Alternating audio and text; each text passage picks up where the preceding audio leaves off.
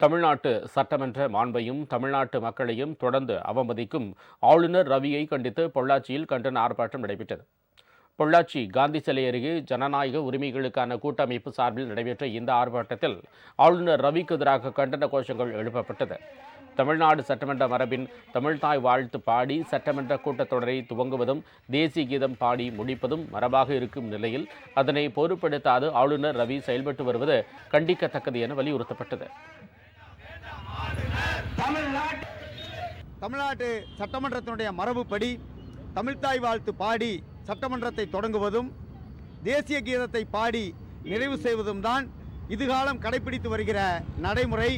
ஆளுநர் ரவி கடந்த 4 ஆண்டுகளாக சட்டமன்றத்திலிருந்து வெளிநடப்பு செய்வதும் தமிழ்நாடு அரசு எழுதி தருகிற குறிப்புகளை வாசிக்காமல் நிராகரிப்பதும் அதிகாரங்களை மீறி செயல்படுகிற ஆளுநர் ரவி ஒரு நிமிடம் கூட இனி தமிழ்நாட்டிற்குள் நீடிக்க கூடாது.